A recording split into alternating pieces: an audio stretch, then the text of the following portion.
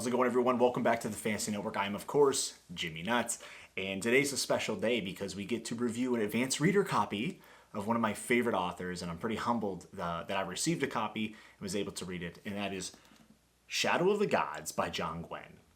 What a book one. This is, again, the first entry to the Bloodsworn Saga, which is completely separate of all of John's other works, and if you were wondering if he could, catch lightning in a bottle twice, with a new original idea, the answer is an outstanding yes. Also, can we just talk about, this cover spans all the way to the back, right? And you have this tiny little guy here next to my pinky and this massive dragon. I mean, probably the best cover for a new release in 2021 thus far. Either this or Combat Codes. Combat Codes is a re-release cover, but for an original first release cover, I mean, it doesn't get much better than that. I was a bit nervous. I was a bit nervous to read this because, I've loved the Banished Lands. I don't need to go into all of that. But it's very rare that an author will be able to capture an entire audience for not just one, but then two fantasy series with an original idea. And this being Norse-inspired, that's something that I haven't read a lot of, but it's something I'm very interested in. Who doesn't love Vikings? And I have to say that I am very, very intrigued where John will be taking this series, because even though it's still that same old good John Gwynne pacing with amazing action and, deep character development, it does have a different feel. And as soon as I opened to the first chapter and I began reading, and there's three POVs. You have Orca, Elvar, and Varg, which is a little bit different from at least The Faithful and the Fallen, where you had a very wide cast. And then with A Time of Dread and Of Blood and Bone trilogy, he kind of narrowed that a bit. But here, it's just these three. And two of them get a little bit more chapters than the others. At least it felt that way when I was reading it. But as you open and you get introduced to these characters, there's just this cold, very brutal tone. And when I say a cold and brutal tone, that might turn some people off and say, I don't really want to read it. But it's hard to explain, because it's not depressing. It's just you can feel that this world is pretty savage, and there's just a really good atmosphere to it. And while we're getting introduced to these characters, we get a lot of backstory and we get a lot of information without really any info dumps. There were some conversations where history's kind of talked about, where they relay some of the information we do need, but nothing felt info dumpy, and I think it's one of John Gwynne's strongest points, and I think he got better at it actually here in Book 1 in Shadow of the Gods. And one of the ways that he relays a lot of the lore and history of the world is through the lens of talking to a child character, which I'm a pretty big fan of. I like that device.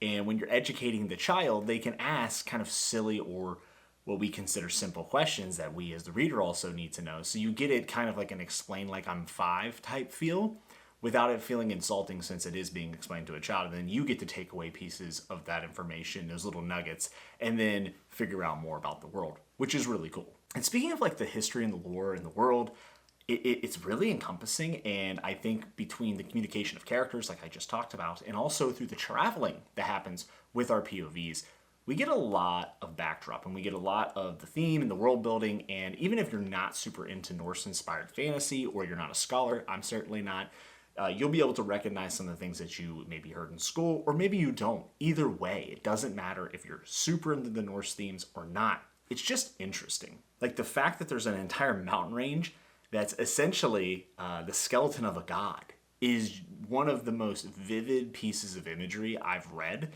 and it's probably the thing that stuck out to me the most when talking about the world building and the setting. A thing that really increases the value of this world and the setting is something that John Gwynne has done time and time again with his books, and that's the fact that everything feels alive.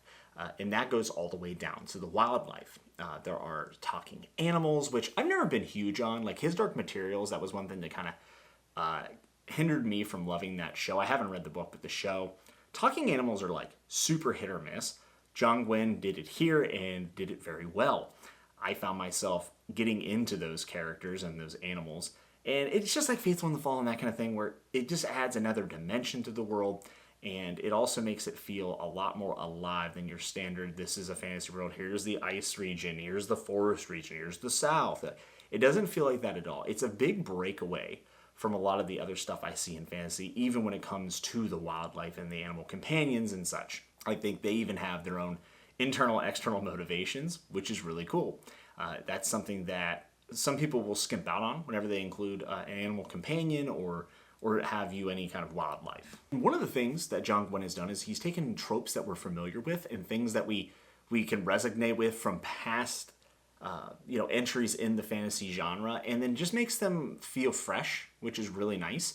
There are some tropes, but I feel like this is much different than all of his previous works, where he's really etching out his own piece of fantasy, and a lot of that comes from being Norse inspired. You don't see that in every single piece of fantasy, especially being like this rich with it, but this feels like a very unique entry for the genre as a whole.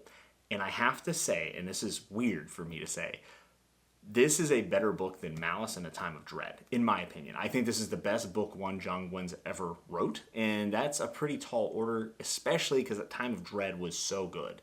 And because it's unique and because it stands out, there's going to be a lot of stuff in this book that kind of just slaps you in the face. I think everything, and this is maybe not a criticism, but I kind of felt like it was annoying at a point, was everything is described as urine stained, like smelling. And I don't know if this whole world just smells like piss, but I guess if it does, it does, and you got to tell us that.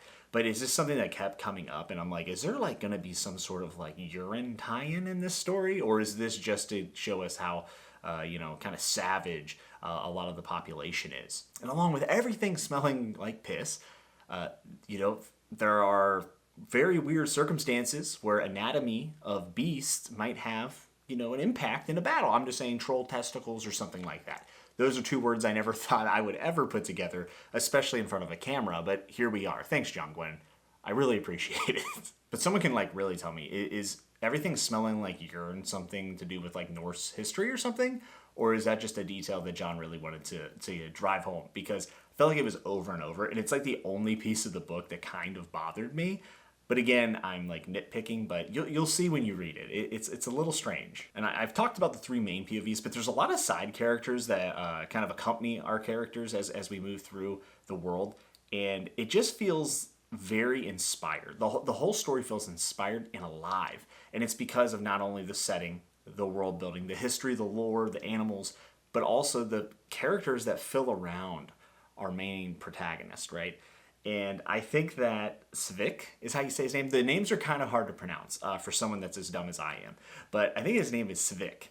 He has a cheese story in this that is probably one of the hardest I've laughed while reading fantasy. So the humor here is like pretty good. I think it's Gwynne's best humor that he's written in a book. And just wait till you get to Svik's cheese story. I think it's awesome. I almost want to do like a dramatic read of it because I found it to be that humorous. I always look forward to a John Gwynne read because it always feels like I'm going to get something out of it. I'm always going to see something a little bit new with things that feel familiar. But this felt more unique than anything else that he's written before in the Banished Lands. I think this is going to be his standout series. And for a lot of people who didn't want to make the investment to go back and read Faithful and the Fallen, to get caught up for A Time of Dread and a Blood-Blown trilogy, I think this is a really good starting point for John Gwynne. And it completely stands alone, which is great. And I will make this prediction. I think this is going to be the series that John Gwynne writes that will probably be adapted to television.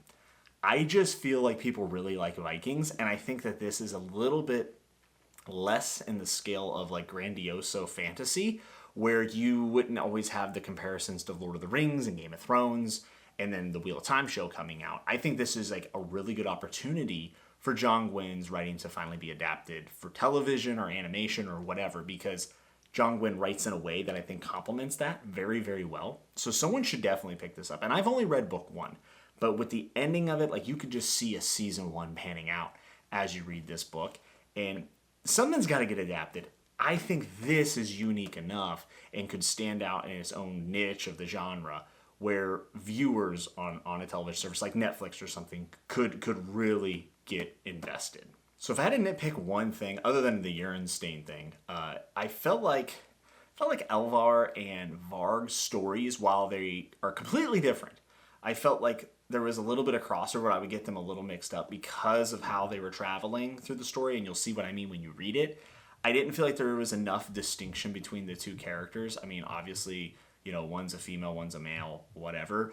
but I just felt like there was a little bit of, it felt a little convoluted. Didn't feel like they stood out on their own as like individual POVs, even though they're like in totally different regions and doing different things. I think it's mainly because they both travel by ship at some point, and it just kind of got blurred in my mind as I read it. But I think that could end up being just a me thing. I don't know if anyone else would have that complaint. All the characters are solid. Elvar was by far my least favorite, even though she had some good twists and turns and ended up at the end being pretty awesome and pretty immaculate. So even my least favorite character is still a home run. And then, of course, my favorite character, and I think it's going to be everybody's favorite character, is Orca. Orca is just awesome. Orca is your quintessential badass. It's like a Liam Neeson Viking woman, if that makes any sense at all. Once you read it, you'll understand that reference. But I just feel like Orca is going to be the one that's going to connect with the most people. Felt like the main protagonist, even out of the three. I love seeing how these three characters end up kind of coming together and intersecting, even if they don't realize, and how their individual decisions impact the overall plot. He does such a nice job of balancing a very interesting plot moving forward while also developing his characters and making sure that their decisions actually matter in the entire frame of the story he's telling. Orca is just the MVP though, for sure. I cannot give a recommendation of this book enough. I can't wait for it to come out. It comes out on May 4th. I'm actually going to buy a copy just to support John. And I'd also be very curious to hear the audiobook because I think his other audiobooks have been really phenomenal. So I recommend this full stop. I think it's a unique John Gwynne experience. You're still going to get that classic Gwynne pacing with a bunch of action. But I think that he has leveled up as a writer here, which he did from Faithful and the Fallen to Of Blood and Bone. There's a huge level up. This is even better. And I feel like this is just so much more unique and stands apart from a lot of the other pieces of our fantasy genre that we know today. You gotta read it. The ending is so good. I can't wait to talk about this. I would really like to have Alex and maybe Philip Chase on, maybe Patrick, and just kind of talk about this ending and talk about these characters, because I think whenever this is all wrapped up and we have book 3 and the trilogy's finished, I think this is going to be an outstanding hit within the genre of modern fantasy. And I hope that this gets adapted, even just having a book 1. I want to see some of these scenes, some of these battle scenes, but also just some of these really intense character moments on the big screen. Or I guess it'd be little screen if it's for TV, depending on how big your television is. But you know what I mean. So yeah, absolute recommend, and I hope you pick it up on May 4th when it releases. I want to thank Orbit for hooking me up with this, and of course John Gwynne and Angela, which is his publicist, reached out and were able to get this to me. I am just so humbled to review one of my favorite authors before the release, and it did not disappoint. And I also would not ever not be honest about a review, and I can say that I think this stands out as probably, from a writing perspective, I think it's John Gwynne's best prose, I think it's his best dialogue, and I think it's his best overall plot too, so far. Obviously with the book 1, it's hard to compare it to a trilogy and a quartet, but this could absolutely end up topping everything he's already done, which is quite an achievement. Hey, thanks for letting me rant at you, and I hope that you end up loving Shadow of the Gods as much as I did. I can't wait for book 2. I think he's working on it or is almost done with it already.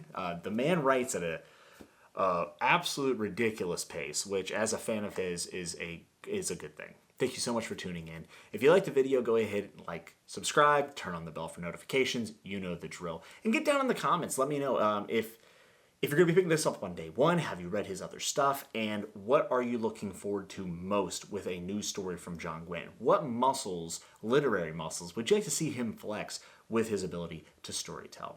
And I hope you're well, I hope you're good, and until next time, remember to always keep turning the page.